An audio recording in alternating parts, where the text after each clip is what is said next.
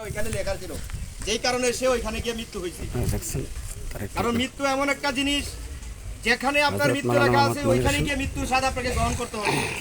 আপনি যতই চেষ্টা করেন আপনার মৃত্যু এখানেই গ্রহণ করতে হবে। তাই এই মৃত্যু থেকে আমরা শিক্ষা নেব, ছোট বড় ধনী গরিব কিছুই না। যার যখন মৃত্যুর সময় হবে, বাবার আগে সন্তান যাবে, দাদার আগে নাতি যাবে, নানার আগে নাতি যাবে, এভাবে একদিনে এক এক করে দুনিয়া থেকে সবাই বিদায় নিতে হবে। আমি আমার আলোচনা দিয়ে গেলাম, আমার ইমাম সাহেব আছেন, উনি দুই কথা বলবেন। ঠিক 10টা 30 মিনিট আমরা জানাজার করব, নামাজ পড়ব। বিসমিল্লাহির রহমানির রহিম। আপনারা দেখছেন আহমদুহু রাসূলুল্লাহি আলা রাসূলিল কারীম। মাইয়াতের জানাজা করেছেন দক্ষিণপাড়া আমরা যারা এখানে জামে মসজিদ সমবেত ইমাম হয়েছি, সাহেব। আমাদেরকে সৃষ্টির প্রথম যে মূল উপাদান ছিল মাটি। মাটি আনার সময় সাইয়েদানা হযরতে আল্লাহ রাসূল সাল্লাল্লাহু আলাইহি ওয়াসাল্লাম থেকে হাদিস শরীফ বর্ণিত রয়েছে, যখন হযরতে আজরাইল আলাইহিস সালাতু ওয়াস সালামকে যখন মাটি আনার জন্য বললেন, জিবরাইল, ইসরাফিল, মিকাঈল প্রথমত তিনজন ফেরেশতাদেরকে যখন সবাই মাটির মধ্যে ধরার পরে ওই মাটি প্রত্যুত্তর দিয়েছিল যে তুমি আমাকে এই যে আমাদের যে মানুষ তার খালতো বেলা যে কি লাগে সব করে আমরা না তখন বারবার মাটি কি করতো? আল্লাহর দোহাই দিত। তখন জিবরাইল, ইসরাফিল, মিকাঈল তিন ফেরেশতা আল্লাহর দোহাইয়ের কারণে।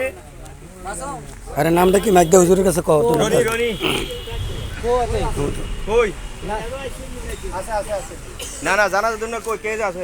নাম কি তার? নাম কি তার? আপনার নাম কই? নাম কি? এই ইসমাইল কে? মাইকটা দেখো না। নাই কেন নাই? তিন ফেরেশতা কে রে? আচ্ছা বিল কথা বলো না কেন? মাটির মধ্যে যখন হাত দিয়েছিল, এদিকে চলে আসো। বলতে পারো, মুখে কথা বলতে পারো না। তুমি সামনে চলে আসো। এটা ইসমাইল তোমার নাম কি? ইসমাইল হোসেন। হ্যাঁ, তো তুমি জানাজা করবা। যখন বলা হয়েছিল, দায়িত্ব দেওয়া তুমি হয়েছিল, হাফেজ এই দায়িত্ব দেওয়ার শেষ সাথে করো। সাথে আমনে লাইনে কারণ আলিয়া মাদ্রাসা। আচ্ছা হ্যাঁ হ্যাঁ, এটা নাতিটা।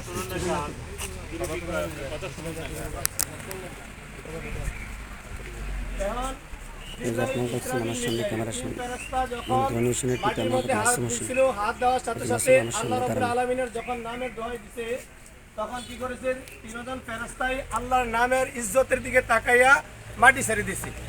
চতুর্থবার যখন আল্লাহ রাব্বুল আলামিন আজরাইল আলাইহিস সালামকে যখন পাঠাইলেন, মাটির মধ্যে হাত দেওয়ার সাথে সাথে আবার একই দোহাই দিছে। তখন আজরাইল আলাইহিস সালাম বলতেছে যে আল্লাহ আমাকে হুকুম দিয়েছে মাটি নেওয়ার জন্য, আমি আল্লাহর হুকুম কি করব? পালন করব। কিন্তু তুমি মাটির হুকুম, তুমি মাটির দোহাই, তুমি মাটি আল্লাহর দোহাই দিচ্ছ, আমি তোমার দোহাই মানতে চাচ্ছি না। আমি আল্লাহর হুকুম কি করি? পালন করতে গিয়ে যখন আজরাইল আলাইহিস সালাম যখন মাটি আনলেন, জানাজা আনার পরে মানব জাতি সৃষ্টি করবেন, আমাদেরকে সৃষ্টি পরে করবেন। অনুষ্ঠিত হবে তো 10:30টার দিকে। সর্বশেষ কি হচ্ছে? আল্লাহ রাব্বুল আলামিন দায়িত্ব দিলেন, ইমাম সাহেব বক্তব্য আজরাইল রাখছেন। তুমি কি করবা? মানব জাতির মুসল্লিদের উদ্দেশ্যে তার আগে বক্তব্য রেখেছেন মোহাম্মদ তখন আজরাইল আলাইহিস সালাম সাথে সাথে প্রত্যুত্তর দিলেন, আল্লাহ আমাকে যে এত বড় একটা বিশাল বড় একটা দায়িত্ব দিচ্ছ যে মানুষের রুহ কবজ করার জন্য, এখন বাবার আগে যদি ছেলেকে যদি আমি কি করি? রুহ কবজ করি, তাহলে বাবা কি আমাকে অভিশাপ দিবে না? আসলে কি আমরা, আপনারা যারা বাবা আছেন, ছেলেকে যদি কেউ গাড়ি মারতে হয় না, ধমক দিলে কি করি? তোমার সাথে বুঝতে আমার কি লাগবে, এরকম কি করি একটা ধিক্কার দেয় না?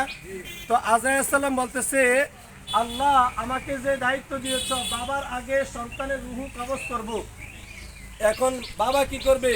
অভিশাপ দিবে। মার আগে মেয়ের রুহ কবজ করব, মৃত্যু বানাইবো, এখন না আমাকে অভিশাপ দিবে। দাদার আগে নাতি, এরকম পৃথিবীর জোড়া এরকম যখন হবে, তখন আমাকে কি করবে? সবাই অভিশাপ দিবে। আমি তো তখন লানতের একটা বাড়ি হয়ে যাব।